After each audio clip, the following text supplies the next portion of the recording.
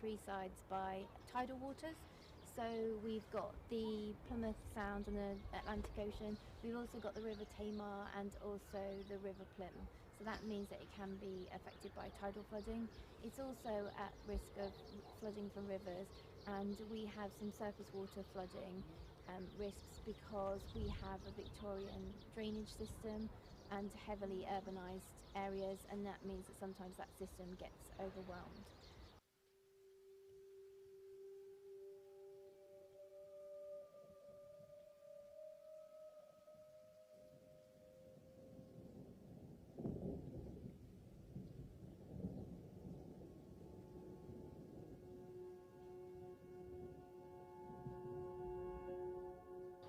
In Plymouth, luckily we don't have flooding the same as places like Yorkshire, so they don't tend to have rivers that burst their banks a lot, but we do have about 5,000 homes that are at risk from surface water flooding, and that flooding tends to occur really quickly but also lasts quite a short time, so it'll go for a couple of hours and then resolve.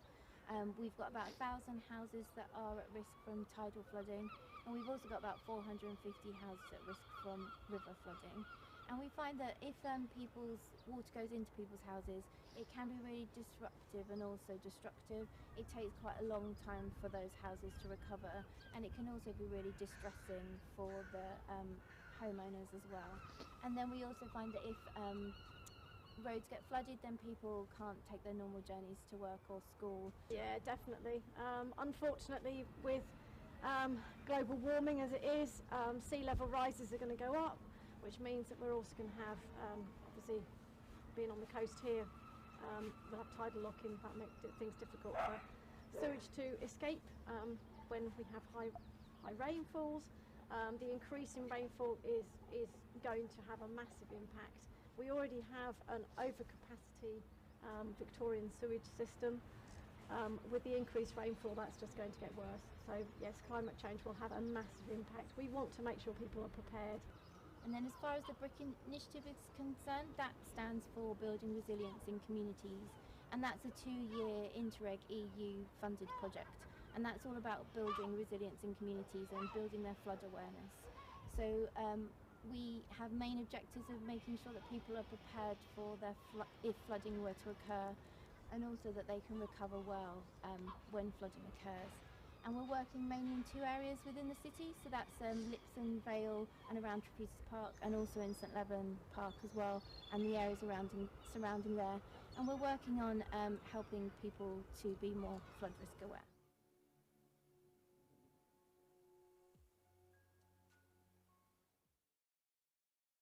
Yeah, I'm local here.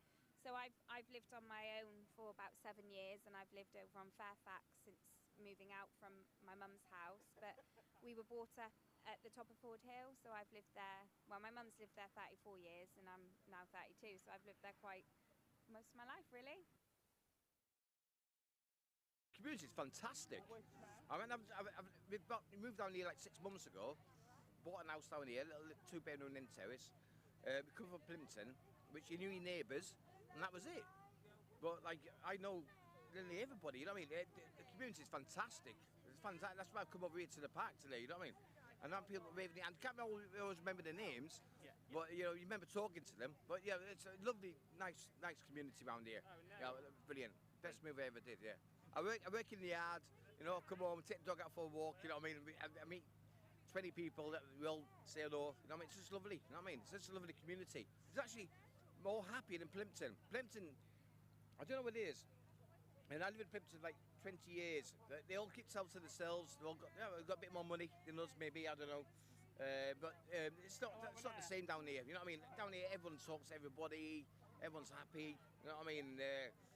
You know what I mean? They go, yeah, I love it down here. Much prefer it down here. I was brought up in Cllr, moved around a bit within the Plymouth area, but choose to come back every time there's a fun day. Actually moved back to the area a couple of years ago, and just like to come down and be part of the community, really. They always put on a good day. It's a nice day for the kids. It's well kept, plenty of space, good for dog walking, and just lots of space for the kids, really, and the shade that the trees provide when it's really hot for the little ones. 42 years I've been here now. Years, yeah. And I've recently come back. I lived within Plymouth, but moved back to the Cllr area a few years ago to be closer to my family. Everybody's so friendly. We all, nobody's afraid to talk to each other. Because everybody's on the lower level of everything. They're not rich and famous. We're bog standard people, and we all feel the same. Yeah, working class people enjoying being together. That's Definitely. Got Neighbourhood Watch where I am. In North End Crescent, and we do the community hub. The Cllr Green places. We do that one. Okay. Yeah, it's really good. I tried, but all my neighbours, they're very, very elderly now, so it takes a lot to get them involved. And we're waiting for new blood to come back into the street, i.e. little families. Hiya, I'm Amy Parker. So I've come because my mum's running a store here. I help her set up this morning, and even then it was quite busy. People were coming in to inquire what stores were around, and it has been quite busy all day, which is quite nice. But we also, obviously not during COVID, but before that, we come down every time they do kind of a nice little fair or street party. So yeah, support the community and a good day out normally.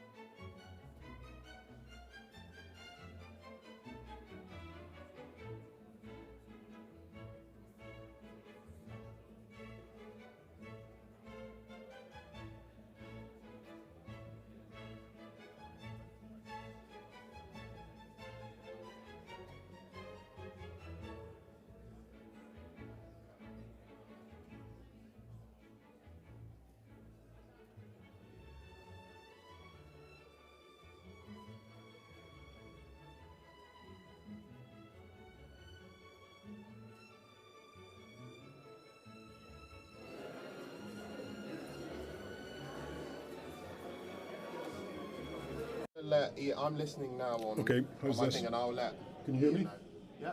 Good. French. In Plymouth, we're about to get underway. My name is Justin Leigh and I'm your host today, and I'll introduce myself properly in just a moment. But for those of you here with us in the room, I just wanted to go through a couple of housekeeping things. First of all, we have simultaneous translation going on throughout the day. So when we have contributions from France, you will be able to hear the English translation on Channel 1, on your headsets, on your tables, and vice versa if you would like an English translation. So if you could leave the headsets on the tables when you go for breaks and for lunch and at the end of the day as well, so that we can collect those up again at the end. The other thing I should just alert you to here in Plymouth is that there is a scheduled fire alarm in this building at 11 o'clock. We are scheduled to break at 11 o'clock, so hopefully it will coincide with our break. But don't be alarmed by the fire alarm. There is a test of that alarm at 11 o'clock. Well, good morning and welcome to Plymouth. Welcome to those of you here with us in the city itself, and to everyone watching online around the world, particularly across the channel in France. And welcome to this conference, which today will be looking at how we build resilience in our communities and the incredible work that's already gone on in France, here in England, here in the southwest of England in particular, and in other parts of the world, to help communities build their resilience to flooding.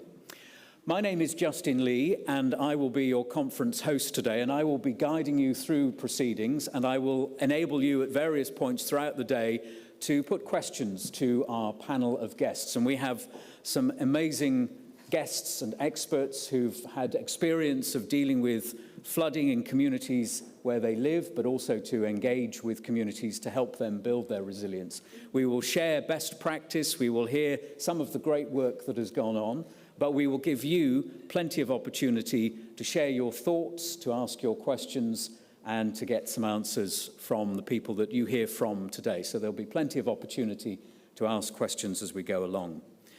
My background is that I was a broadcaster for the BBC for 30 years. I worked in radio and in television latterly, and I presented the evening news programme here in the southwest of England for 20 years, a programme called BBC Spotlight, which covered all the regional news each evening. And I was reflecting before today's events on how many times in my career I was sent to cover flooding. And I was sent numerous times to cover some extraordinary flooding events and see firsthand the devastating consequences of flooding on communities here in the southwest of England. Many of you here in Britain, joining us today in the room, and perhaps many watching around the world as well, will be familiar with a small Cornish village called Boscastle. Now, some time ago, back in 2004, I think it was, there was a freak storm, localised storm, which centred in the area of Boscastle, which was at the bottom of a very steep valley. And the amount of water that came flooding down the valley in a very short space of time wrecked homes, villages, dozens of cars were washed into the sea. Extraordinarily, no one lost their lives, but the devastation was incredible. And I went to Boscastle as part of my role as a BBC broadcaster for several days afterwards to speak to the people who'd lost everything, lost their homes, lost their businesses, and saw the awful consequences of flooding.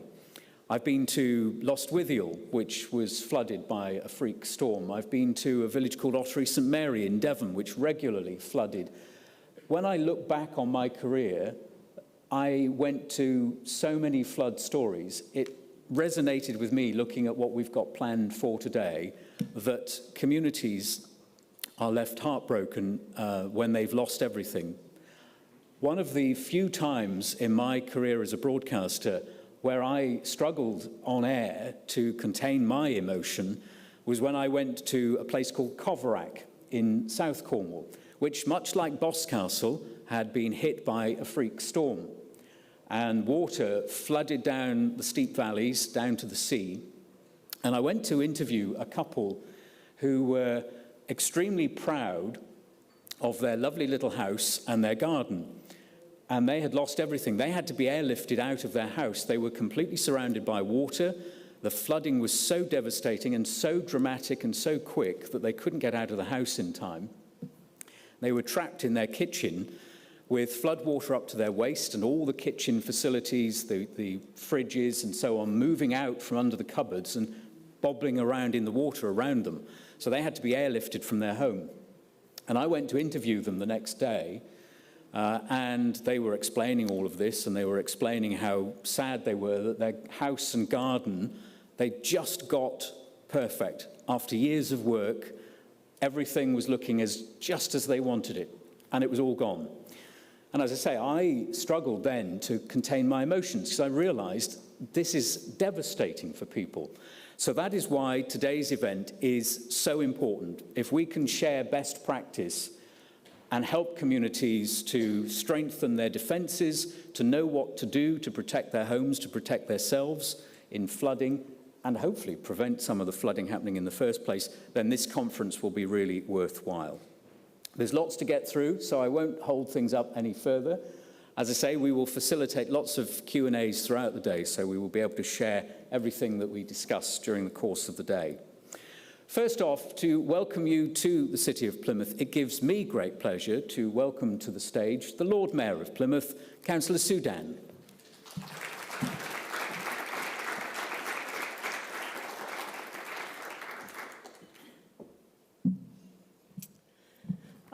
Good morning to all our guests in both the Crown Plaza in this room and to all those joining us online.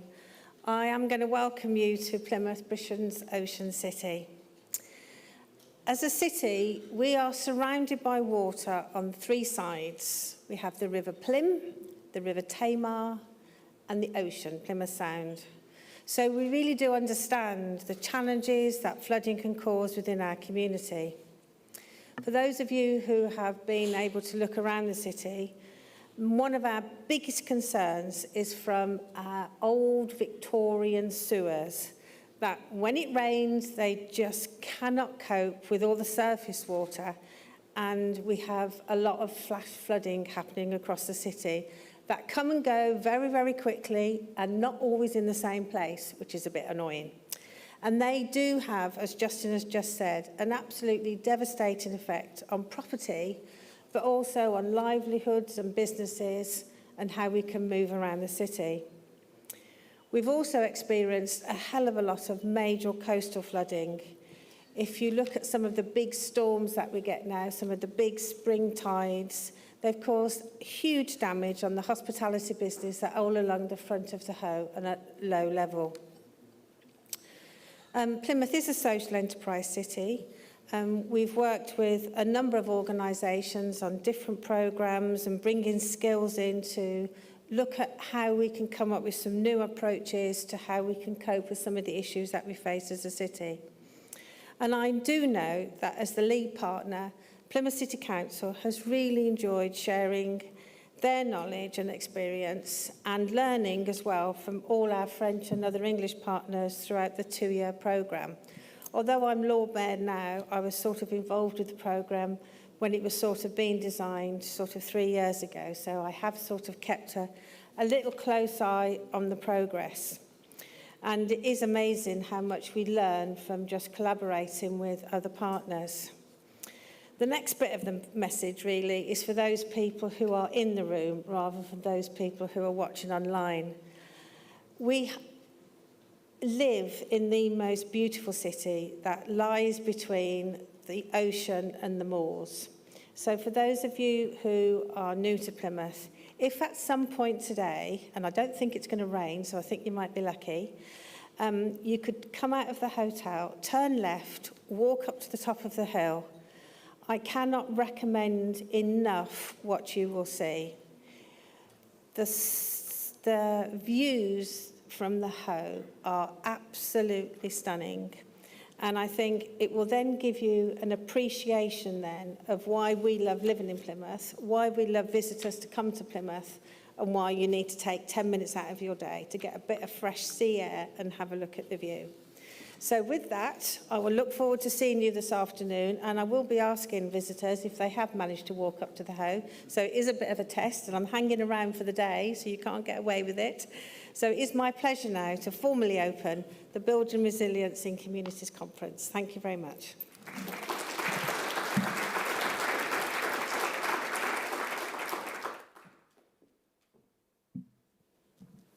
Thank you very much to the Lord Mayor of Plymouth. And as the Lord Mayor said, Plymouth has been taking a leading role in the BRIC project here in the UK and at the forefront of developing ideas and schemes across the United Kingdom. So to give us an overview of BRIC here in Plymouth, but also to welcome you to today's events and an overview of today's events, I'm delighted to welcome to the stage now the BRIC project lead for Plymouth City Council, Liza Oxford.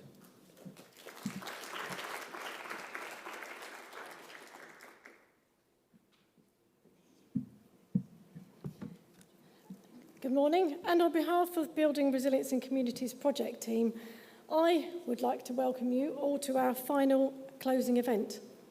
As the project lead, I've had the privilege to not only be part of this amazing project, but I've also been able to witness the formation of an amazing and very strong cross-border collaboration between our French and English partners.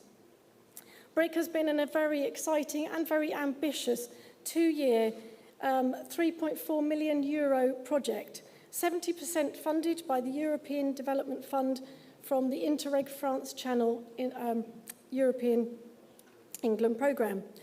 We've been looking at flood management through social innovation, so it's a slightly different way at looking at an environmental project.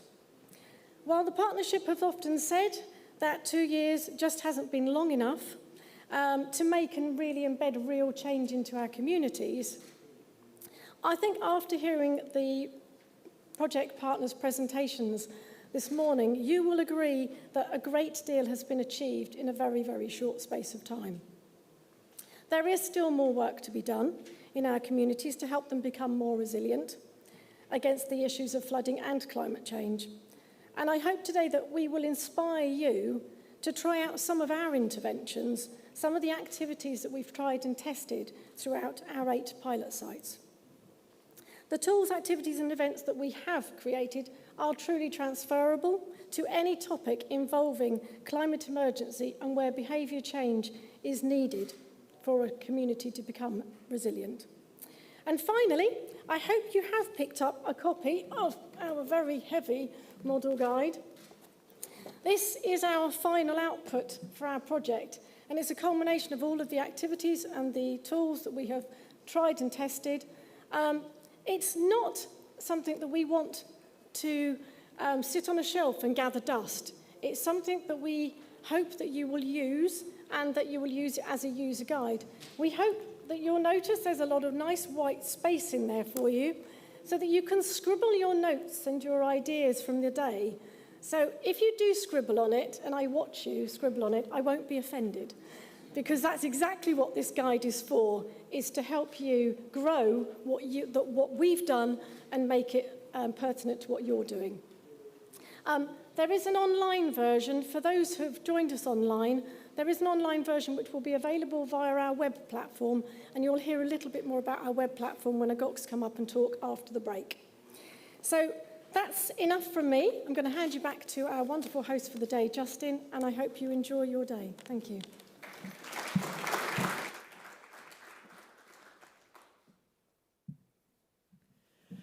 So let's get down to business and start sharing what you have all been experiencing over the last couple of years of BRIC. And as you will all know, those of you here in the room in Plymouth and those of you watching online as well, a key part of this whole project has been engaging with communities. So how has that been taking place here in Plymouth? It's a difficult thing sometimes, a difficult nut to crack to get communities to engage with schemes and projects like this. How have Plymouth City Council been doing it? We're going to find out now, and I'm delighted to welcome Liza back to the stage, along with Sarah Durbridge from Plymouth City Council.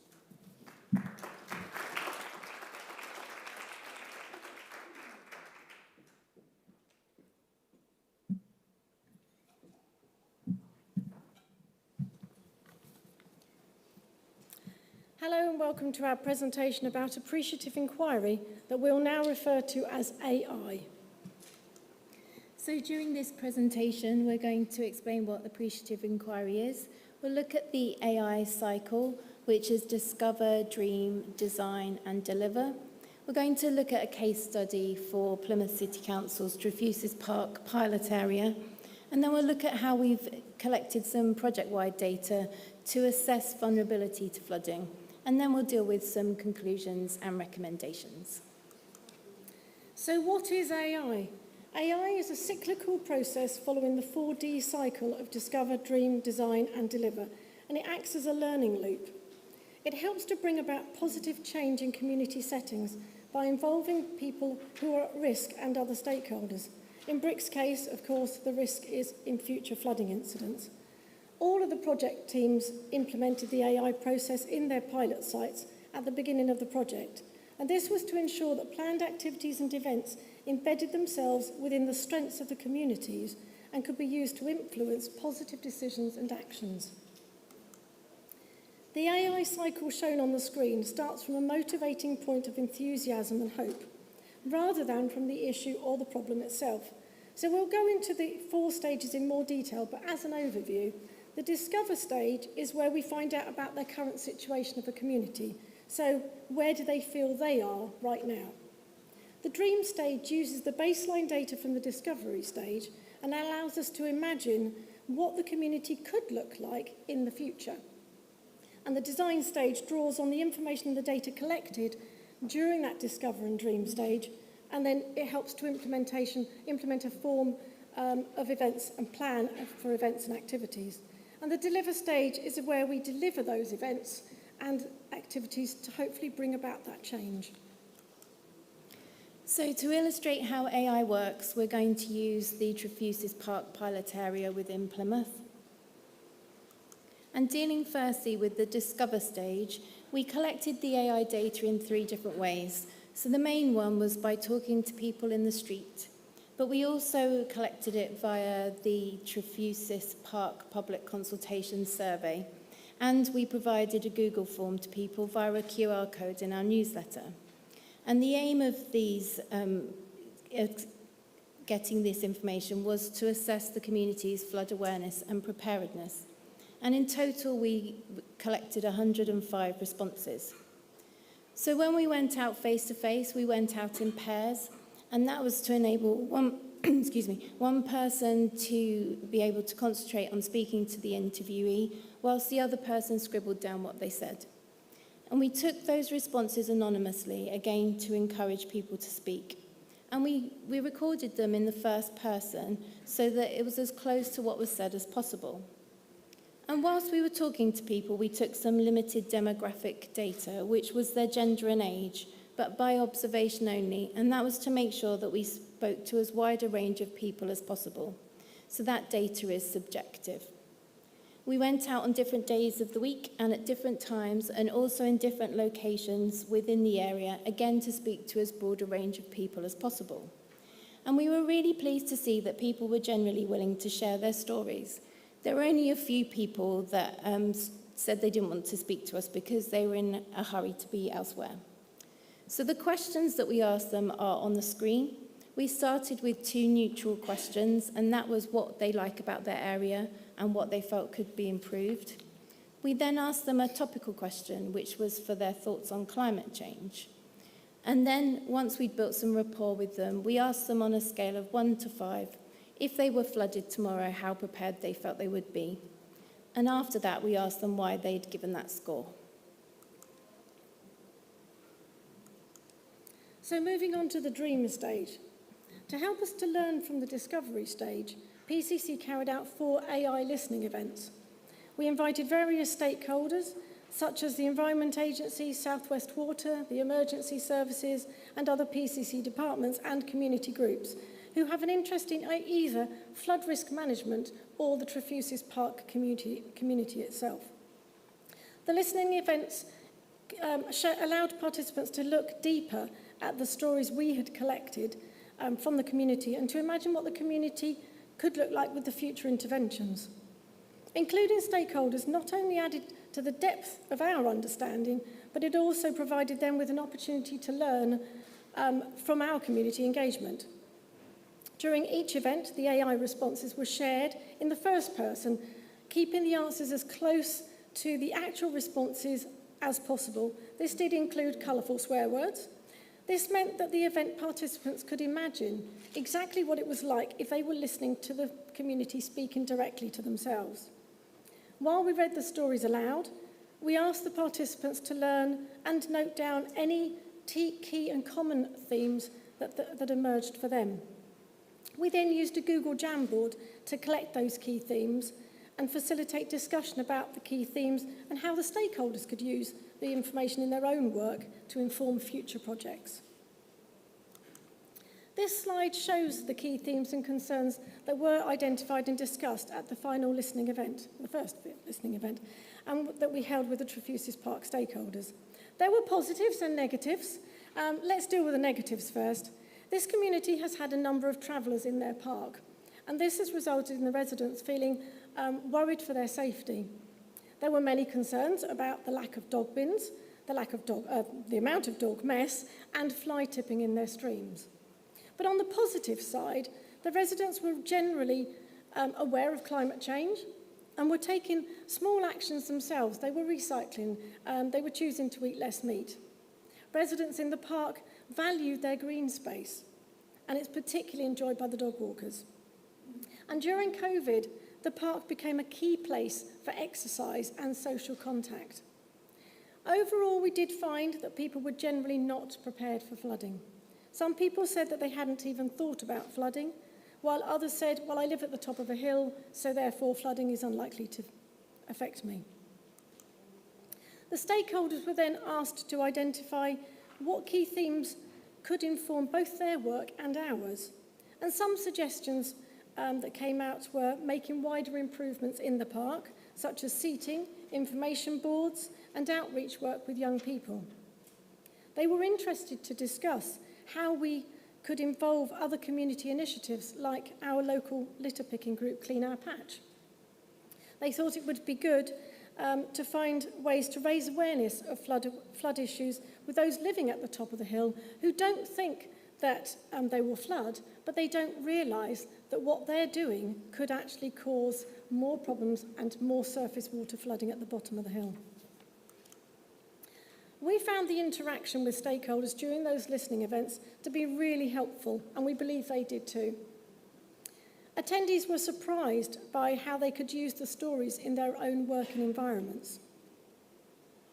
We also had additional stakeholder engagement that wouldn't have happened without these events. For example, we've built stronger relationships with councillors who don't often hear the direct voice of their communities.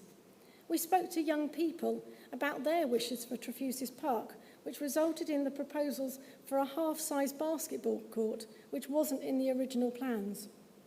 Our collaboration with South West Water has resulted in them donating water bots for our Slow the Flow competition. PCC Public Health have been using AI in other areas of Plymouth and are keen to know about how we've used it and how we can learn from each other. We've also had useful meetings with the Environment Agency, who are here today with us and have us stand outside. We discussed their engagement practice as well, which has resulted in BRIC PCC team borrowing their mini flood tank, but also creating our own, which you'll see on our stand at the back of the room. So moving on to the design stage, we used the AI results from our initial interviews to develop an implementation strategy for the public consultation for the flood relief scheme in the park. And that AI data had shown us that as the park was regularly used, there was likely to be significant interest in the scheme. People had been willing to engage, so we knew that face-to-face events would increase the quality and volume of feedback, and that we should have events at differing days and times, including weekends, to maximise the number of attendees. So we asked ourselves how we could increase the residents' responses whilst also raising flood risk awareness. So to do that, we decided to hold more face-to-face engagement activities than is the norm for a public consultation, but we also did other community initiatives as well. So that included sending out newsletters to our communities. We ran a Slow the Flow campaign, and you'll see some of that at the back of the room as well. We had some mini pop-up events in the park. And we also did some presentations and attended external events and volunteer meetings. And we paid careful attention to the public consultation survey because we wanted the responses to be relevant to the design team, but we also wanted them to reflect the AI questions that we'd asked face to face. And we wanted to gain people's views about what they like about the park and the improvements that they wanted to see. We also decided to include the flood preparedness questions so that we could gain more information about people's knowledge and experience of flooding in the area. And we found that by using the AI questions in the survey, that meant that we could ensure that the data we collected was consistent. So having planned our community engagement activities, we then went on to deliver them. And the aim of those was to explain the 2 design options for the Trefusis Park flood relief scheme. We wanted to gather support and comments about the plans, but also raise flood risk awareness amongst the community and identify volunteers for the flood action group. So what did we do? Well, we sent approximately 4,000 letters and leaflets to residents within a 500-metre buffer zone around the park. We also held 6 consultation events, and that included 1 on a Saturday morning in a local church hall, 2 in the park itself, 1 during the day in a pub, 1 in the evening at a local school, and also 1 online. And we spoke to 60 residents, and we had 50 survey forms returned. And we found that within those, we had lots of quality comments that we could then use for the design team when they were looking at their design for the flood relief scheme. So now that we've completed lots of activities and events during the public consultation and also since, we've reflected on the lessons we've learnt, and we've asked ourselves what we need to do to continue changing the behaviours and mindset within our communities to ensure that they become truly resilient when it comes to flooding. And that's a question that's going to require us to revisit parts of the AI cycle, and that's something that we'll be doing as we move into the next phase of our BRIC work here in Plymouth. So moving on to some project-wide data, AI was used at the beginning of the project by all the partners to help assess each of the community's understanding of flood risk. As we've said, people were asked on a scale of 1 to 5, 1 being not prepared at all, to 5 being very prepared, how prepared would they be if they were flooded tomorrow? As explained here in Plymouth, we also collected flood preparedness scores via the public consultation surveys and a Google form. In Weymouth, the team collected written responses at several awareness raising drop-in events, and in the Oti Valley, a link to the Google form was circulated in a newsletter. The results across all the pilot sites are shown on the slide. These figures have been taken as the baseline score for each community's water risk awareness and flood preparedness.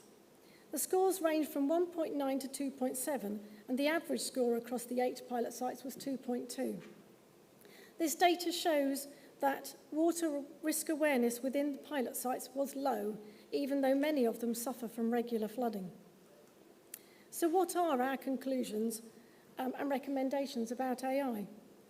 AI has proven to be a powerful tool to show us the similarities and differences within our communities. We are sure that our engagement has been more effective than if we had not gone through the AI cycle. It's avoided us making assumptions about our communities, their level of knowledge and what's important to them. AI builds understanding because we do it together with our communities and stakeholders. It builds empathy because we do it together. It builds trust because we do it together. And it gives legitimacy to plans and interventions because it provides us an opportunity to talk to lots of people. Thank you for listening.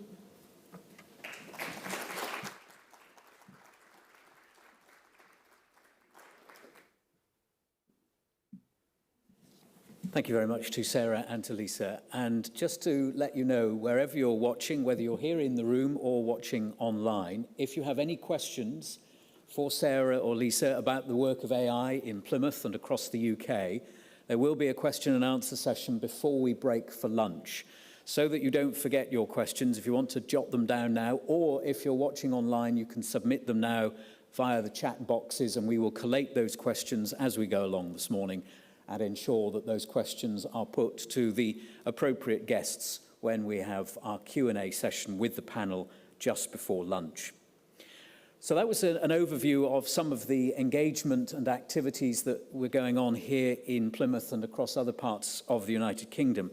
Let's find out now about some of the work that was going on in France and find out about the work in particular of the CPIE. They are going to talk to us about some of the one-off interventions that they carried out with the local people of their community, but also focusing on the benefits of a month-long highlight, which was the Festival of Resilience. And I'm delighted to welcome to the stage from CPIE, Celine Fontaine.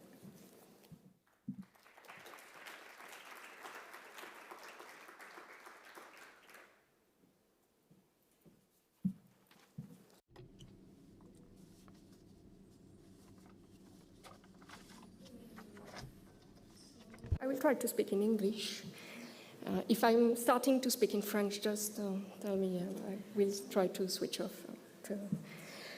So yes, we are involved in this project, and as Liza and Sarah just explained, we have implemented a lot of different activities. Amongst them was the AA, which Liza and Sarah just presented to you. But also we have tried to implement some other activities, some common with other partners in this project, and some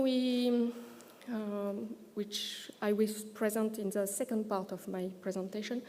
It was more of when we have just implemented in our territory, in our area, about using arts and other kind of activities like that. So starting with the first kind of activities we have implemented, it's something you all probably have already either taking part of or doing yourself.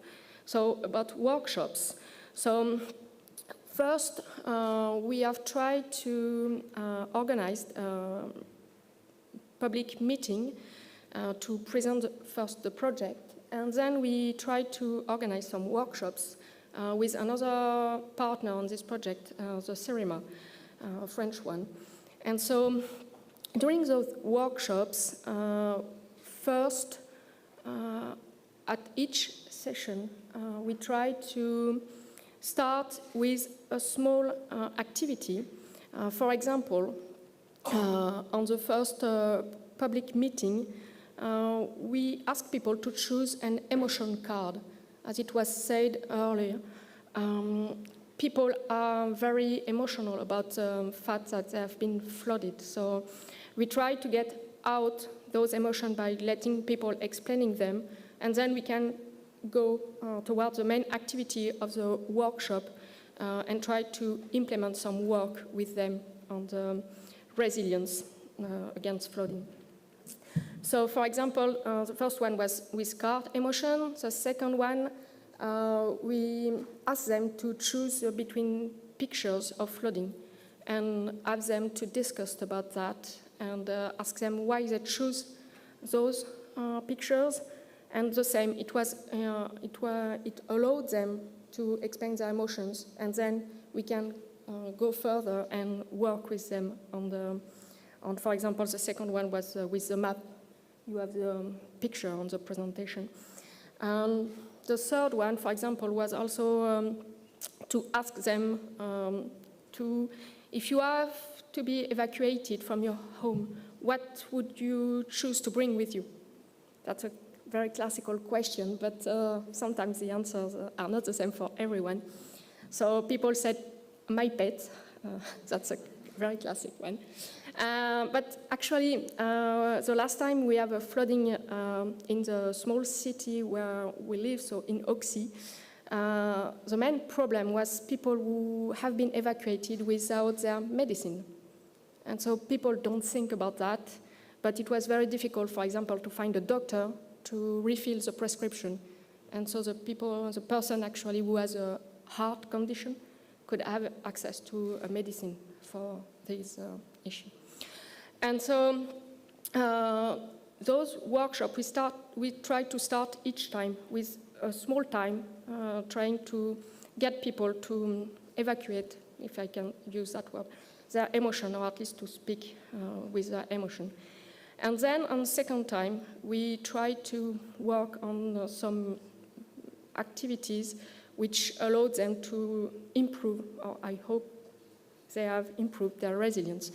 So those workshops, we have also some speakers from the fire department and the local authority. So just to get forward with my presentation, during the workshops, so the series of workshops, we try to have a few steps towards more and more resilience. So the first one was to try to have them working with drawings from the several rooms in their home and say, okay, it's your kitchen, your bathroom, your bedrooms.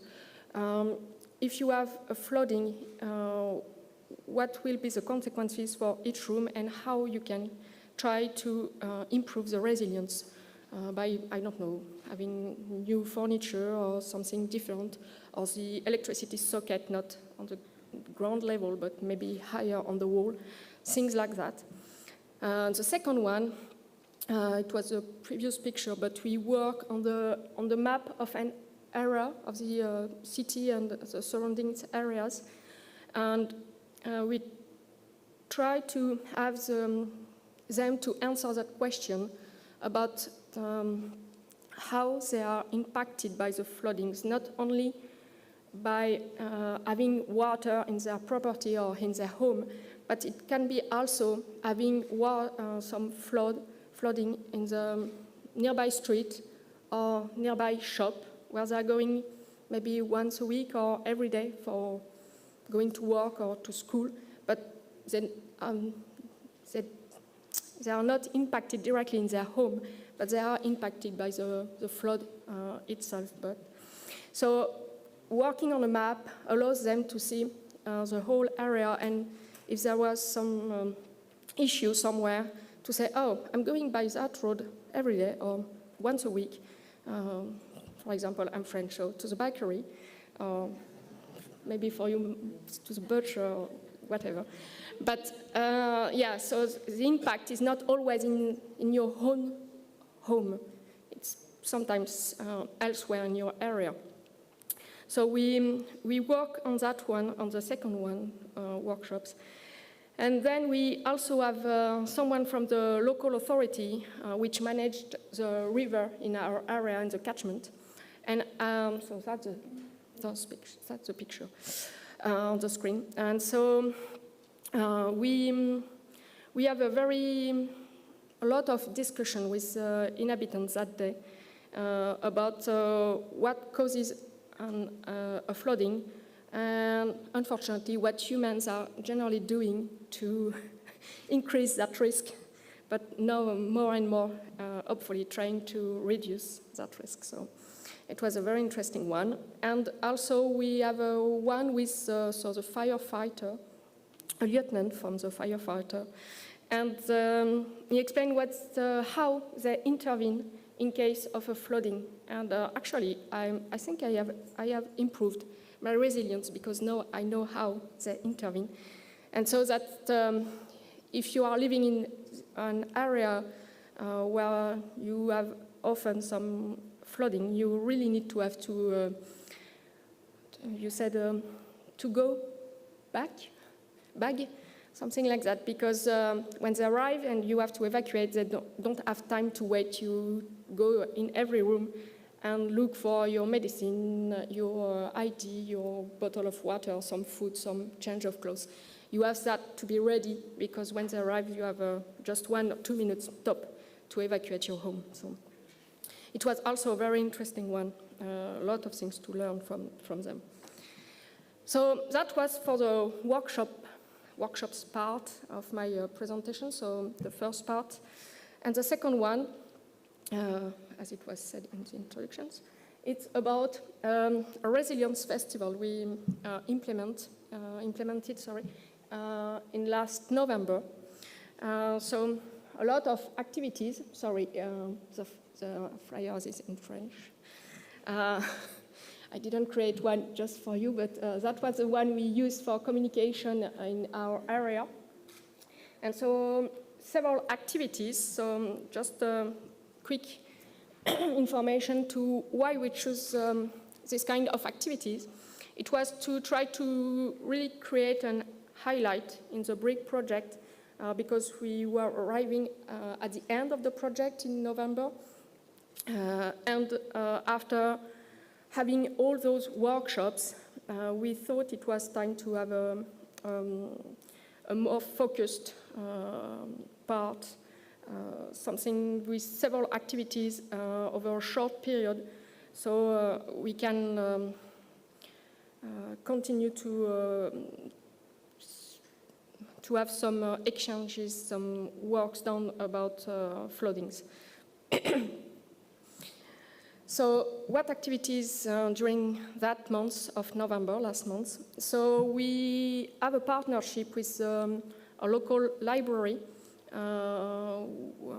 We contacted them because one of my colleagues working on this project, so I'm the one here on stage, but when I'm thinking of it, I would like to thank all of my colleagues who have worked on that project with me because I'm not the only one.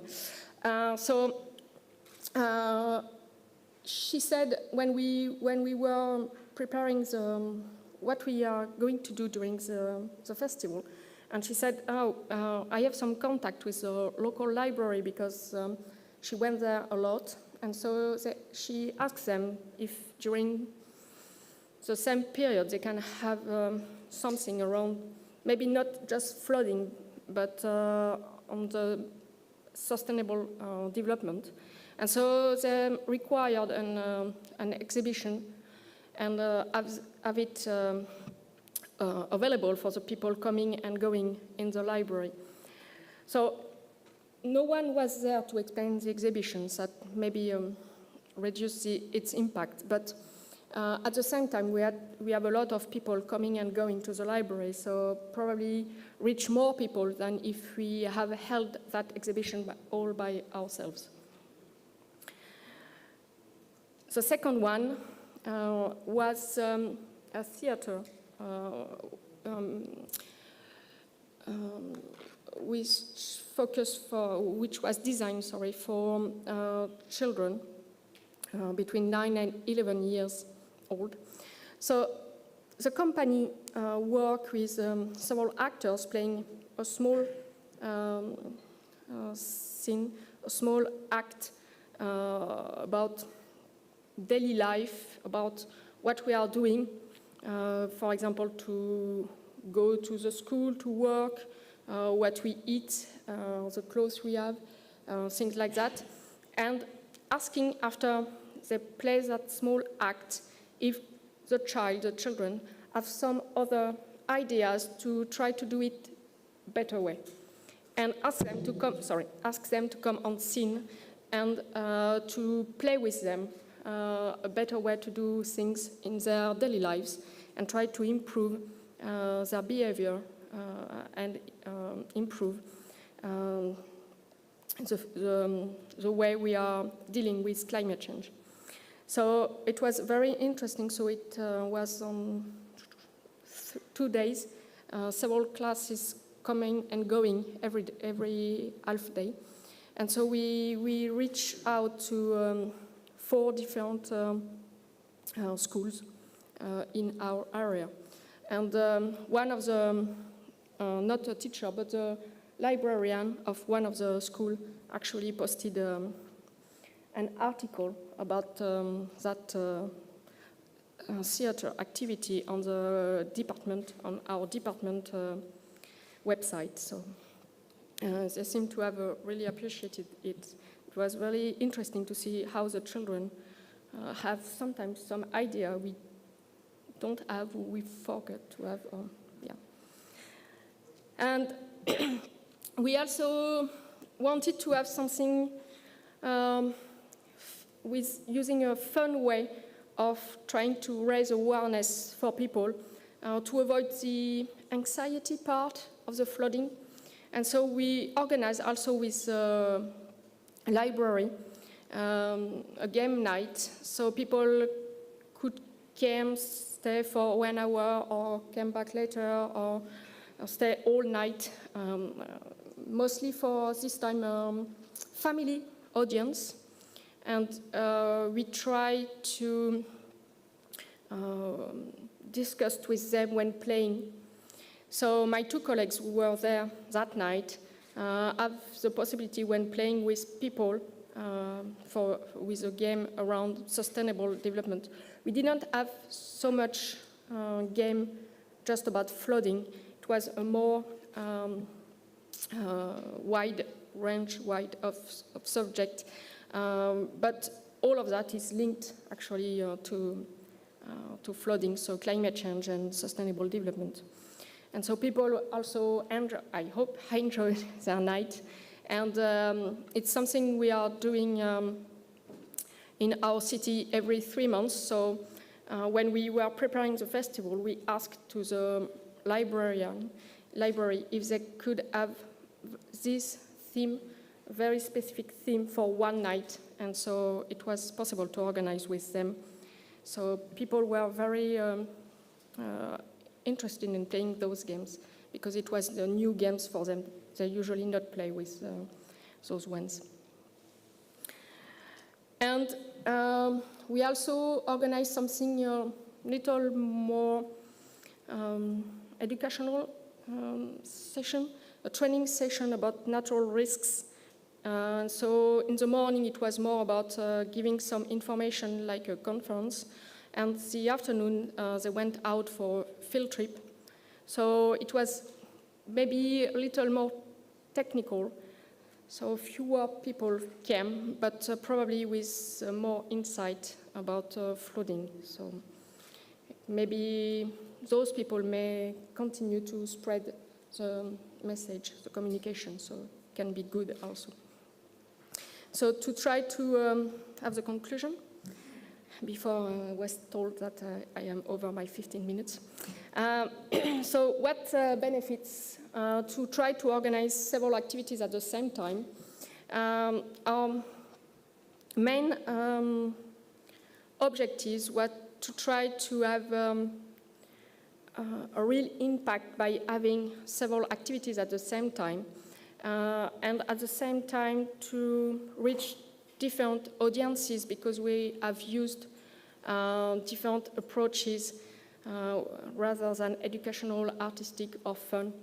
It wasn't at all the same audiences each time, and so by having all these different audiences reached through this Resilience Festival, we hope that we have different impacts on population and that the message will continue to spread even after the project. And the last one, almost. The lessons learned from this festival, not all of them, but the most important things, it's probably to try to avoid the anxiety part of the flooding.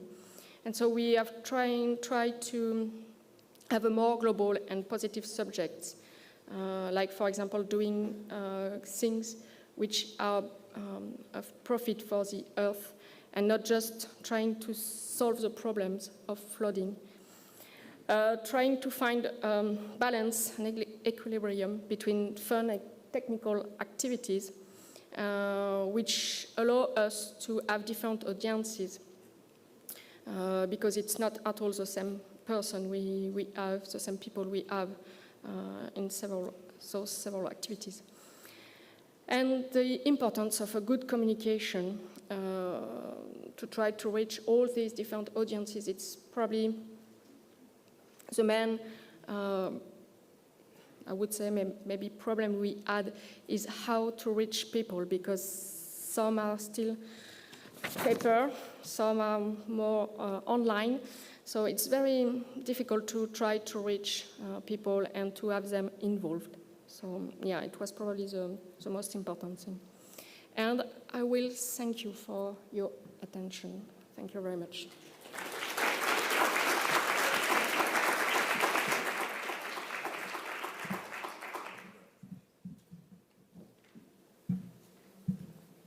A fascinating insight there into how a serious topic, and we all understand and appreciate the seriousness of flooding, can be engaged with the community through fun activities. And a little bit later on, we'll hear more of that sort of work that's going on in terms of engaging audiences of all ages. Flooding is something perhaps we don't think about or don't want to think about until we've actually been affected by it, by which time, of course, it is too late. So to engage people early on in a fun way is a great way of getting them involved and thinking about flooding. A reminder, if you've got any questions relating to what Celine was telling us just a moment ago, if you're here in the room, jot them down now and you'll be able to put them to the panel before we break for lunch a little bit later on at the end of the morning session. If you're watching online, you can use the chat box and submit your questions now so that we've got them in plenty of time. Time now to find out a little bit more about some of the work that's been going on here in the UK and the work of the National Flood Forum. They're going to tell us a little bit about working with flood action groups and in particular community-led initiatives for mapping local flood risks, risks to assets and other issues and other concerns related to flooding. And from the National Flood Forum, would you please welcome now David Jordan.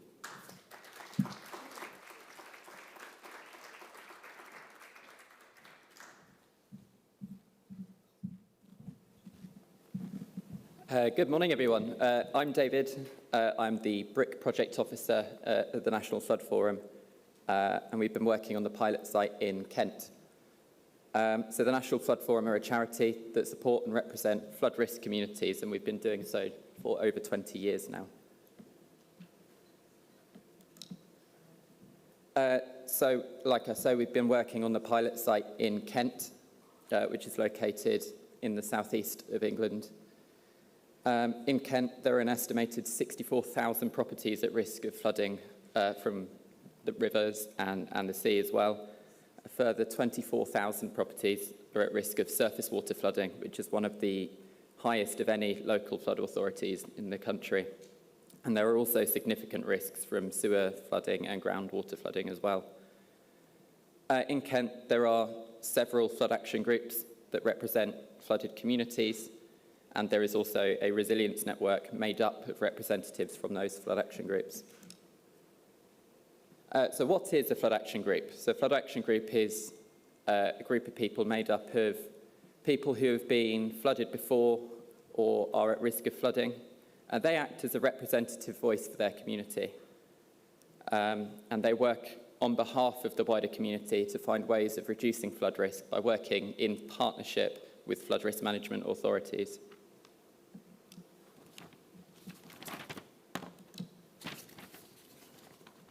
So these are some of the things that flood action groups can do both in and for their communities. So they address communities' concerns about flood risk issues. They are able to influence flood risk management procedures or perhaps the maintenance schedules of various flood risk assets in their communities. They can raise local flood awareness, and the main things that they can do are co-creating potential flood mitigation schemes in partnership with the risk management authorities by providing their local knowledge and expertise. And they can also do more proactive tasks like producing emergency and resilience plans, maybe doing community litter picks, river cleanup days, or something like community-led mapping. So here's a little case study about one of our flood action groups in Kent. There's a resident that's part of the group that's repeatedly flooded and has been fighting for a solution to their flooding for over 15 years. And that's had a really severe impact on their mental health, and it's actually resulted in PTSD. But they have found that being part of a flood action group and being able to share their pain, frustration and experiences has been a real benefit. The flood action group provided a path to some potential flooding solutions, and it actually led to a scheme that has reduced the impact of flooding in their area. There are still some flooding issues that have continued, but the successes that the group have had so far has provided some motivation to continue fighting for further change and improvements. So these are the stages of a flood action group, and it's how you can evaluate the progress of a flood action group. So there are stage 1 flood action groups and stage 2 flood action groups. For a group to be in stage 1, the group will have been formed. They'll be in communication with their wider community. They've been able to articulate their flood risk issues. They'll have an understanding of roles and responsibilities of the risk management authorities that impact in their area, and they will be actively working with partners. Then a stage 2 flood action group might be having regular multi-agency meetings with the risk management authorities. They might be undertaking some more proactive work, and they are on the road to becoming a more sustainable group. The process isn't linear, so you can bounce between a stage 1 and a stage 2 group. For example, if there hasn't been a flood event for a while, they haven't been doing multi-agency meetings for a while, they might move back from a stage 2 to a stage 1. These are some important notes about working with flood action groups. So the first is to keep things simple, because being part of a flood action group takes a lot of time and effort that flooded people often aren't able to provide. So it's important to keep things simple. It's important to remember that the flood action group represent a wider community, so they need to keep in communication and listen to their wider community. Change takes time, so flood action groups don't necessarily achieve success overnight, and in fact, most times it can take years to see any real change, so it's important to keep the group motivated. And it's also important to recognise that every voice matters.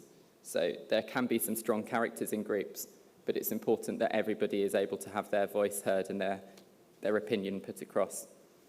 And the other thing is, it's really useful to use an independent facilitator who understands flooding to mediate the group when at multi-agency meetings, to keep things civil, and so the risk management authorities want to keep coming back to support the group. The National Flood Forum are the only charity in the UK that focus solely on flood risk issues, and so using somebody like the National Flood Forum is a good way of keeping the group civil and motivated.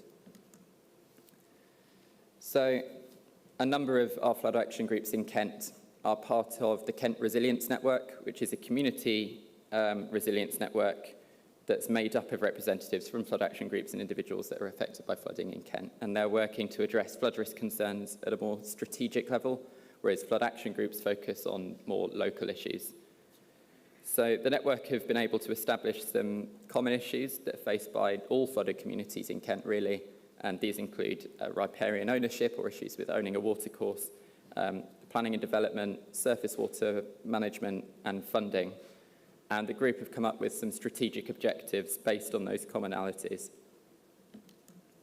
The network have already had some successes, so they've established their strategic objectives and they've set terms of reference.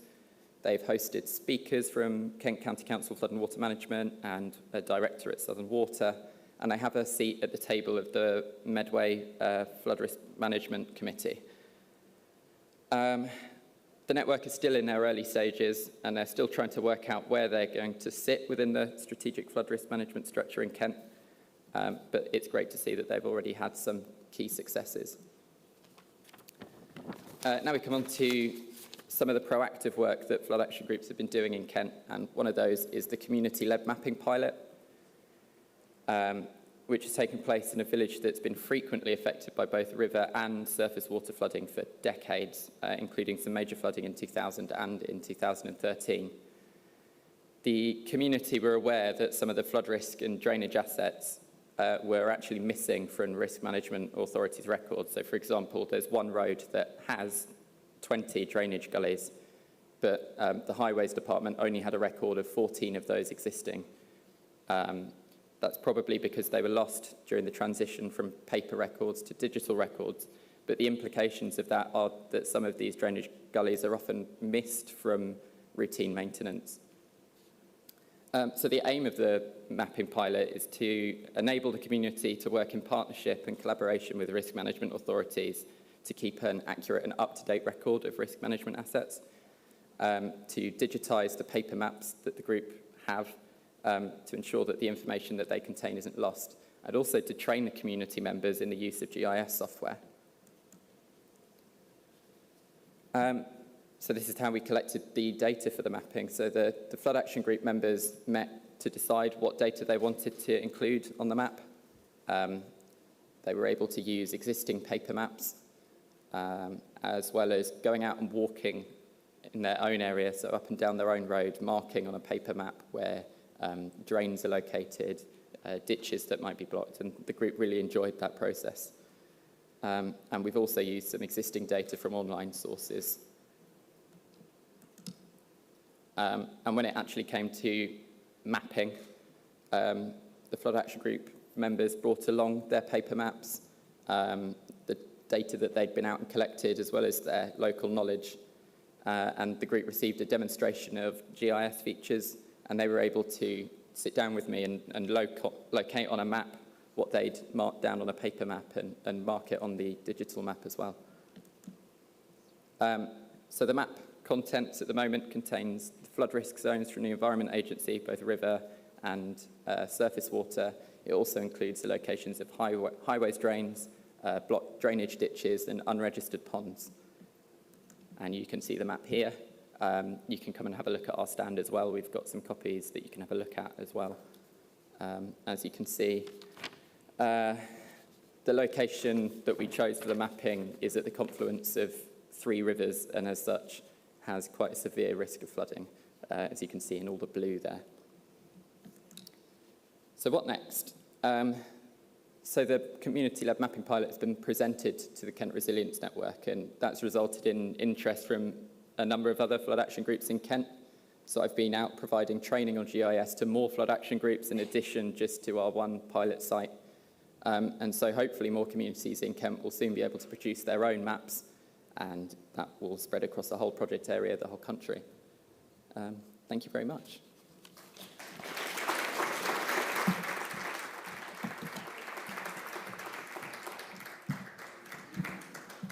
Thank you very much, David, and some really thought-provoking work that's been carried out there in Kent, providing a database of information for local communities to know a bit more about the flood risks of their local area. And as always, if you have any questions for David, he will be part of our panel at the end of this session before our lunch break. So if you've got any questions, or if you're watching online, submit those questions via the chat box.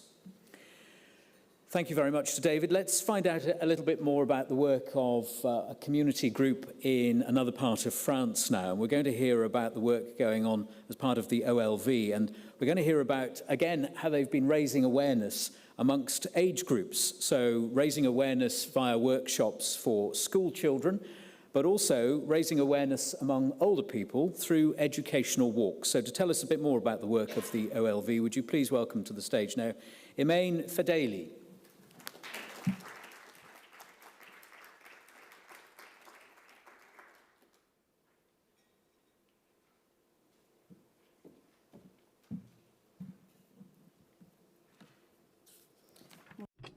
Hello everyone, thank you very much. My name is Imaine Fedeli. I coordinate, or have coordinated work between the Moiseley Valley environment site and the Loise Valley with all the project team. And we participated in several different activities, and today we have decided to share with you the experience around awareness raising. And so the presentation will bear on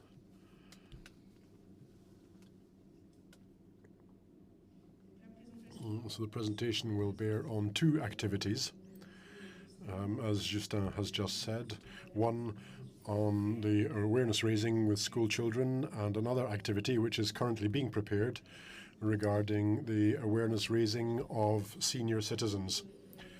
So before we present all these elements, I just want to remind you of one of the aspects of the working methods regarding identification. So just to remind you of the vulnerable populations who were targeted during these awareness-raising operations. They were identified on the basis of a method cross-referencing several different indicators whose results are on the screen thanks to this map, and which highlights the sectors which were particularly concerned for these populations in this territory, and notably the Crioa, the part which is surrounded. They're very concerned, and it was the first area for experiments within the context of our work. And so to get back to the first activity, which was workshops in schools, here we have the poster concerning this activity. During the preparation, it was important to mobilize several partners. The Moseley Valley Environment Agency, who was the organizer of these events, with support from the Municipal Council in Cllr, and L'Entente Voisin, which is a local watershed area organization working on flood risks. And so there's a preparatory phase, which was characterized by several discussions with the educational cluster and the different authorities concerned. That was a long phase, this preparatory phase, and it led to work on the content of the workshops for the preparation of content, which were designed based on the experience of the Entente Voisine with regard to awareness raising. And so we did a lot of work as well on the adapting the program to integrate the BRIC project's objectives, and a project producing communication materials and teaching materials to support these activities aimed at raising awareness among school children. And so it was a question of vulgarizing, popularizing, if you like, ideas around floods for children. So these workshops were run in 3 different schools in floodable zones. That was because the subject was specifically focused on those schools. And so there were 7 classes involved. These are CU2, CM1, these are children who are between 8 and 11 years of age. 180 pupils were involved. There was half a day per class, and with strong mobilization, partners were involved.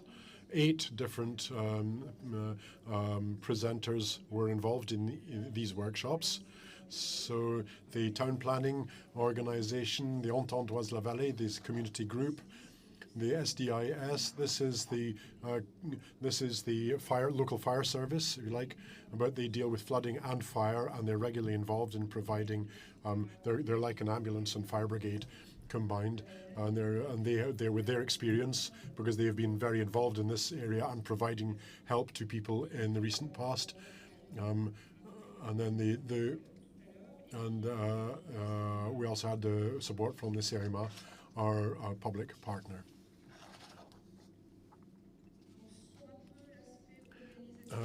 Organizationally, the workshop lasted 3 hours with 20 minutes, a 20-minute break.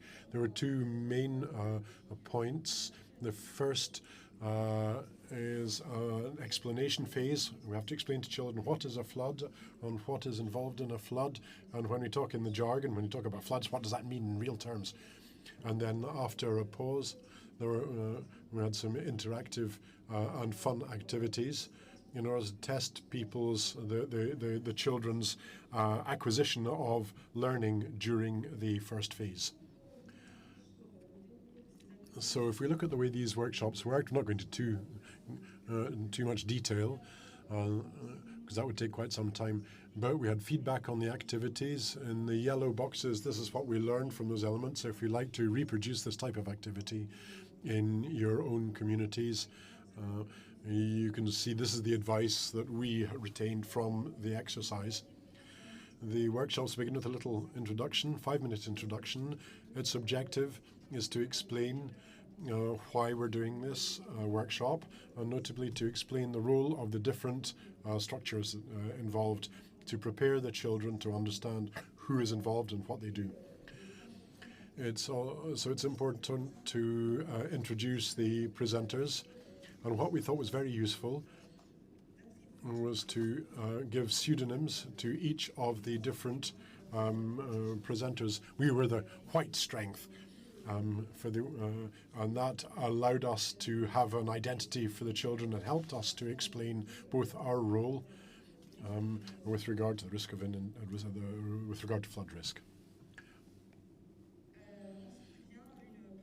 Then we did a presentation, and this was the kind of explanatory part given by the Entente Oisenne, so the community group.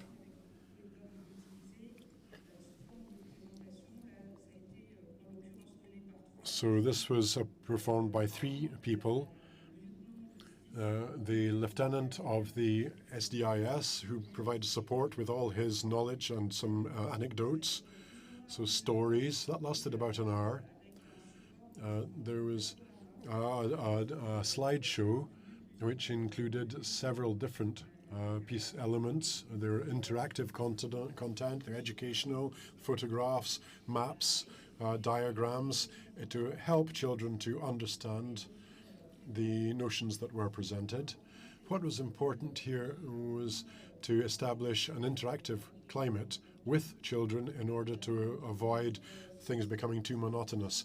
And that's why it's important to allow several different people to speak during these phases.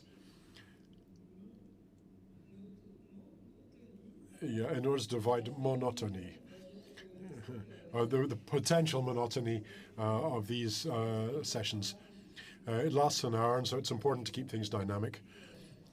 And very quickly it can become boring for children. And so in order to avoid boredom, it's very important to take the time to explain and to have several people speak. It's also important to simplify terms and to use terms which children understand. We're used to using technical terminology, and that's not something that children understand easily. And so we worked on finding the right words to allow children to have an easy understanding of the explanations we were given. And at the end of this hour of presentations, we presented the county council documents on the risk. This is an obligation on local councils for inhabitants. And Cllr has created a specific version aimed at young people with well-adapted content. And so we spoke for 5 minutes to explain the content of these documents. The advantage here is that these are documents which bear on several different natural and technological risks. And so this was an opportunity to broaden the scope of what we were saying to regarding potential risks facing local inhabitants and particularly children. And so then we had the break, so the children could go off for 20 minutes and run around and have some fun in order just to break up the rhythm of the working day. After the break, we had the play, the working playtime, if you like, the fun phase. And so we were talking about emergency kits. We were talking about grab bags with all your important stuff in them. We were talking to children about what sort of kit it would be useful to have if you had to be evacuated, and to have them work in small groups with real bags, with objects, and ask them to put only what they really needed in those bags. And so at the end of the activity, we asked the children to speak and to explain their choices, and to explain what they put in the bags, and to justify what they had opted for. And sometimes, a bad experience of a bag which didn't have the same content, so the children were asking why the others had chosen objects that they hadn't chosen. And so it's really important to check the content of these sacks and to make sure that each child can express themselves in order to avoid frustration. And it's important for them to explain their choices and to explain why they think others should take one object and not another.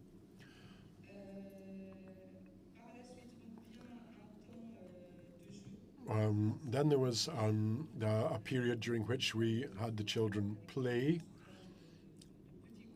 again in small groups, in order to check in a fun way that the information transmitted during the whole explanatory phase of the morning had been properly understood and integrated by the children. And so we tested 2 different games. We set up groups and we played 30 minutes with these groups, and then we switched over in order to ensure that all the children played at the same both games.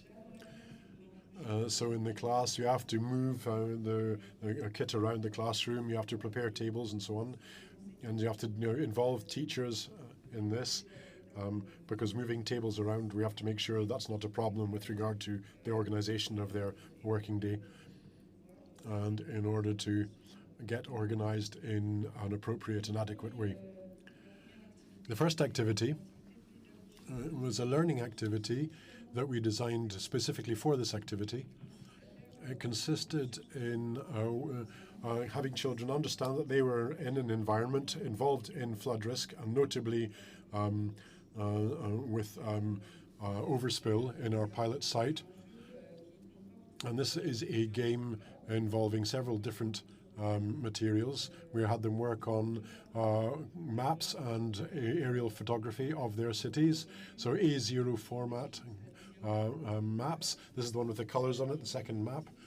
And then small panels with the emblematic places that the children visit, plus a colouring sheet in order to allow them to respond to different questions after the activity. So we asked the children, first of all, to recognize or spot the different places in their area, and so that they can understand that this is their area, their local village or town, their municipality, and then to identify all the different emblematic places that I've just talked about, and do the second exercise with the flood map, and to check with the children they really did understand all the problems that were linked to these risks, and to ask them finally to colour in all the places on their colouring sheet, all the places that were concerned with flood risk. And this is how we got a cartographic understanding and the reading of risk maps, and raising awareness of that for the children in their minds. So it's important to have someone to provide support logistically to deal with the maps and so on. Children talk a lot, they're very curious. They all want to talk at the same time. They want to touch everything. So it's very important to have someone in order to monitor and to make sure that the logistics, to have the physical control of the maps and have the children generally all participate. Otherwise, some children can be frustrated. Children love talking. You have to make sure that they all can. Second game we developed was called Cluedo. So that's a floodo, if you like. It's based on the flood risk map. And so the objective of this game is to make children stakeholders in flood risk. The box contains a board, a dice, 6 counters, and several question-answer cards with possibilities to adapt the level of difficulty. The game, it's here, it's on the stand if you want to go and have a look at it. And so I'm not going to go into all that activity. You can learn about it on the stand and looking at the game. And once the children have played this game, generally they will have understood the role of stakeholders in a given area with regard to flood risk. And so let's go to the, so what did we learn? These activities were warmly welcomed by the different schools, the headmasters and the teachers in the schools where we did the workshops. There were very active participation by the children because they participated very actively and they asked pertinent questions. And we were pleasantly surprised by the swiftness and the acuity of both their questions and their perception of the risks involved. So that, you know, their questions are really well targeted given their young age, and they really want to reproduce these activities in other schools with other classes in a more regular way. And so this may become part of the work of schools across our local area, and we are in negotiations to do press communiques on these events with our local press in order to promote these activities and to make sure we can reproduce them elsewhere where flood risk is a real factor. So let me get back to the second activity, which is the urban walk. And this is more addressed to senior citizens. So we always try and target the vulnerable public audiences right from the beginning, the audiences who've been identified in our territories. And senior citizens are one of those audiences. And so working with the Municipal Council of l'Entente Oise-N and the local and the town hall and organizations working with senior citizens in the town of Cllr, we organized with several senior citizens residences to help us make contact with this area of the members of the public in our local area. And so the event was planned for the Friday, the 31st of March. So I can't give you any feedback yet because it's going to happen in 2 weeks' time at the end of the month. But we have already started to prepare the way that the activity will roll out. We'll have a walk through the area, and we'll have stops at very different spots on the banks of the Oise River in order to inform people and raise their awareness on the risks linked to flooding, and to raise their awareness on environmental questions specific to the places we'll be walking through. So we'll have 4 kilometres, that's 2.5 mile walk, with a dozen stops or so with explanations and discussions. The whole thing will take about 3.5 hours, and we'll tackle 7 different themes. And these themes will deal with flood risk, water in the landscape, memory of floods, vulnerability of buildings, the consequences of flooding on the local territory, protection strategy, and who does what, above all, with regard to the different stakeholders. And then a time for bearing witness, because these are senior citizens, so we imagine that they will have experienced floods in the past. And so we are making provision for times to have their witness accounts and to hear of their experiences. I hope that we'll be able to learn more through the BRIC platform, because we will publish our results on the website. So thank you all for your attention.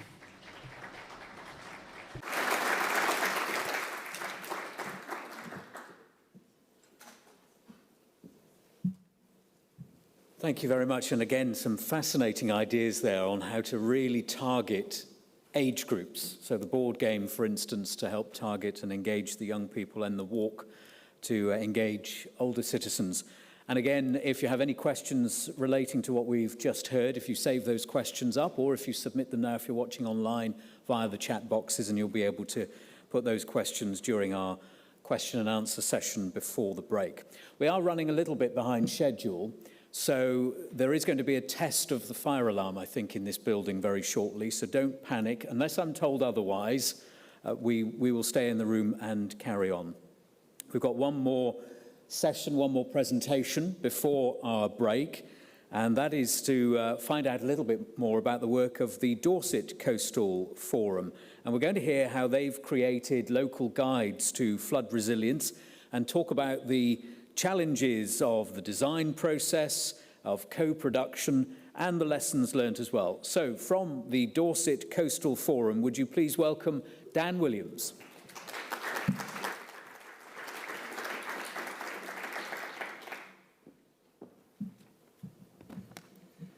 Amazing. Hi, everyone. I'll keep my phone here just so I can keep an eye on when the fire alarm's going to go off. I thought about speaking through it, but I'm not sure I got a voice loud enough for that. So, yeah, my name's Dan, and I work for the Dorset Coast Forum. We've been working on the creation of a local householder guide to flooding. So I'll give you a bit of background about Weymouth and its flood risk, and then I'll go on to talk about the design process and how we did that. So Weymouth is about 2.5 hours east of here along the coast. We're a coastal city, and we've got a population of about 53,000 people. So when it comes to flood risk in Weymouth, there are 4 key risks. We have tidal flooding, which comes in through the harbour, as you can see in the bottom part of this picture. Fluvial flooding, which comes from the River Wey in the northern part of the picture. Surface water flooding, which is shown in the map on the right, and then also wave overtopping, which comes over the seafront, and this is going to become a much bigger issue with climate change as we get more storm surges. So I'll just talk through the design process of the householder guide. So firstly, we really wanted to determine the purpose of the guide and to give us a bit of a guide as we went through the process and just keep us on track, I guess. So we talked about this as a team and tried to come up with a suitable purpose. So we came up with to provide residents with an easy-to-digest, localised guide which gives information and links to existing resources to help prepare for, respond to and recover from flooding. So I think if you're thinking about producing a resource like this, I think this is really key to avoid going off on tangents. I think there were multiple points where we could have taken it different ways, but having this purpose really kept us on track. So once we had that purpose, we wanted to assess the existing resources. So one of the reasons we wanted to produce the guide was that there are so many different resources out there, both online and paper copies, for people when they're looking at flood risk and flood resilience. So we wanted to sort of collate these together and pull out the relevant information for our community. So these are just some of the amazing resources and organisations that are out there who can help. This is by no means a comprehensive list, but it gives you a picture of how many different places there are to go for information. And these cover all different things. So flood recover insurance, the local authority covers different things. So there's so many areas, and we wanted to just provide a simple guide for residents so that they didn't have to go looking at all of these different sites. But we did also want to point people towards these sites as well. We wanted the guide to be simple, so we could by no means include all of the information people needed. So we linked to these different sites in the guide as well. So we then moved on to community consultation, and for me, I think this was the most important part of the guide. We'll hear a lot, and we have already heard a lot today about community consultation, but trying to get that community voice and understand what they would like in the guide was really important to us. I think without doing that, we could easily just put on the guide what we think people want, which might not actually be the case. So we held drop-in sessions, workshops, and we had an online survey as well. And this really helped us get feedback from the community, which we could then take to the stakeholder consultation. So with the stakeholder consultation, we got together all of the key stakeholders, many of which we'd already been working with on the BRIC project, and we actually brought everyone into a room. So we held a workshop and we we presented them the community feedback and then asked them what their thoughts were on how the guide should be laid out, what should be included, and also talked about the tone and the distribution as well. I think the tone was a really important one for us in the sense that I think a guide could be put forward in different ways. You could put it forward in maybe sort of a cartoony way and make it fun, which would be really good for certain topics. But I think for this, the stakeholders decided that we wanted it to be informative and simple to digest. So this is just a few pictures of the workshop. We used a Cllr kit, which I think some of you might have used before. We could really recommend that to use, and I'd be happy to chat about that afterwards. So it was really useful actually getting everyone into a room as well. I think since COVID, this hasn't been done quite as much, and we found the conversations after the workshop between stakeholders were really vital, and they're conversations that maybe wouldn't happen over Teams or over email. So once we had the stakeholder and the community feedback on what should be included, we created the content. So firstly, we put together a Word document of all of the information that had been put to us. So this was just a really simple document, and this is a little bit of that document. So we just wanted to get the information on paper, which we could then work on and edit, and this then went back to the stakeholders, and we went in a bit of a loop like this, probably 3 or 4 times, just getting people's comments and making edits so that we could send it on to the graphic designer. So we also used visuals in this as well to point to other resources which had done this in the past. So we then worked with a graphic designer. I'll go on to this a little bit later on, but we really wanted to use a trusted graphic designer because it's such a vital part of creating something like this. It's all well and good creating the content and having that information, but for a community to enjoy reading the guide and find it attractive, you do need a really strong graphic designer. So we had about a 2-hour call with the graphic designer to talk through the tone and the layout of the guide, which was really helpful. So they took away the content and they saw what we sort of wanted from the guide, and they produced a first draft. So we then sent that first draft to the stakeholders, and they provided feedback again. And I think this loop was actually even more. This went around about 5 or 6 times. I think it was volume 6 that we finished on in the end. So definitely don't underestimate how long this process will take, but that feedback was absolutely vital to us. From the first draft, the guide changed almost entirely to something completely different based on that feedback. So we then went on to the final checks. This was done with a few stakeholders, but I think for this, it's really important to get feedback from people who haven't been involved in the project or may not know about flooding. So show it to a few of the community members, and here we go. Not sure how long this is going to last, so.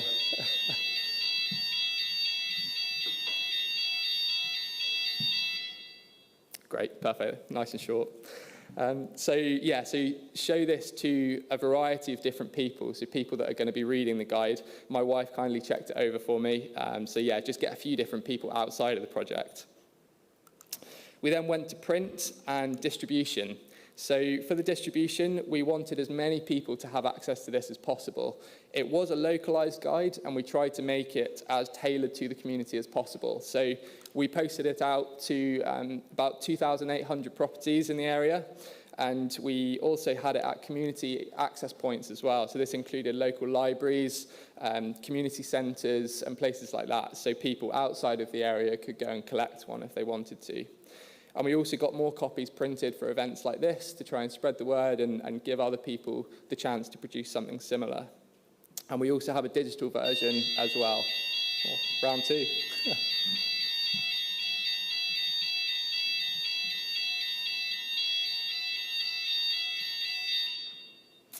Amazing. So that digital version is available on the Dorset Coast Forum website to view as well, and all of the links in that are live, so they can take you to the other resources.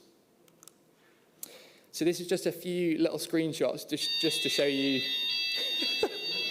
This is a joke.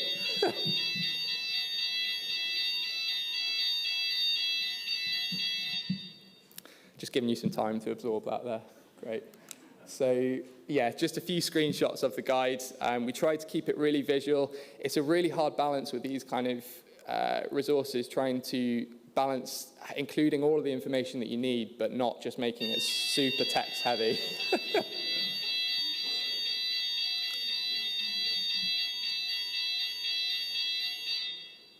Okay, I think it's working now, that's great, because perfect. So this slide here I wanted to show, you may have seen images like this before, but we wanted to tailor it slightly to our community because our community has quite high levels of deprivation, and there are lots of people renting there. So often when I've seen this kind of image before, they just have the list or these sort of pinpoints for what people could do. But a lot of these things can't be done by renters. So we wanted to split it into renters and homeowners and show renters exactly what they could do just really quickly so they could see and take those actions to make their home more resilient. So just a few lessons learned now. Firstly, the more input, the better. So we found going to the community first and then taking that feedback to stakeholders was really important. I think that's been a big focus of the BRIC project, is putting the community first and getting their voices heard. So we wanted to get their thoughts on what they would like to see in the guide, and then we could allow stakeholders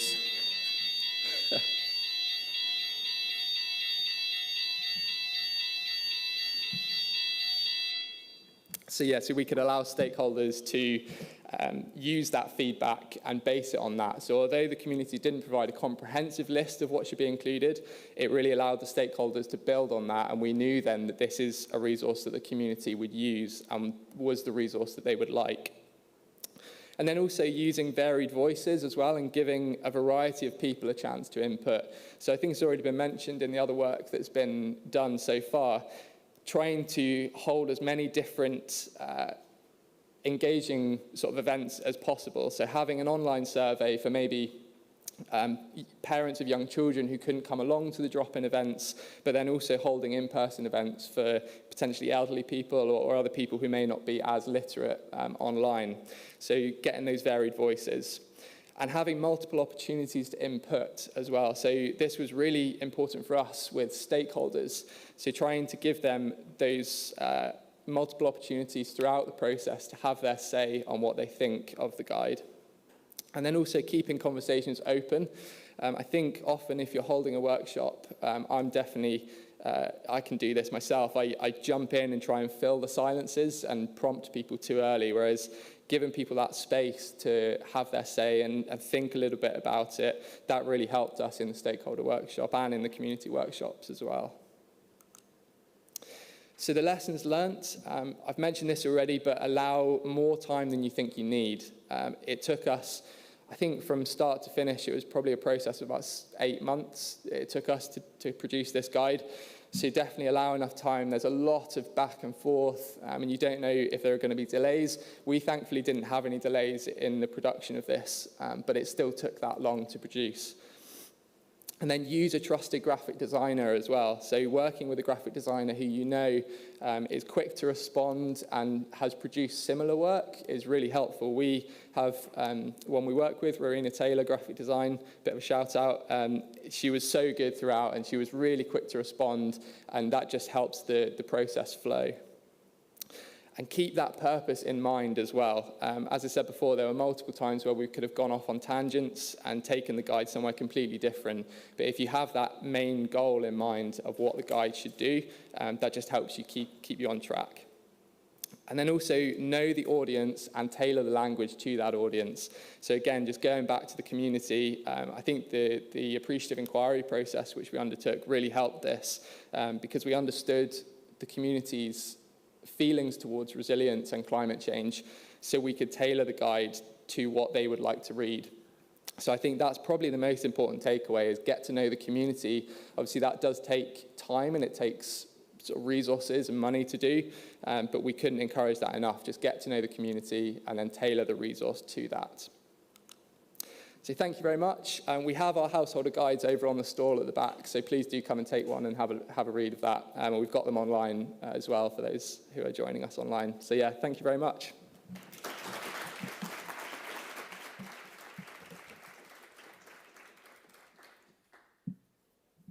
Thank you very much to Dan, and thank you for battling through the fire alarm test. If we do need to evacuate this building, at least we know what we're going to listen out for this afternoon, but let's hope we don't hear it again. Some really interesting points raised throughout the morning so far. I thought it was fascinating to hear the lengthy process. Perhaps we underestimate how much of a process is required in putting together a useful, comprehensive flood guide. And I thought what was particularly interesting was the page where they were considering the differences between those who are tenants renting a property and those who are homeowners as well. Really useful information shared there by Dan. And if you have any questions on the work that Dan and his team have been undertaking, you will be able to put those questions to Dan and the rest of the panel when we break for lunch.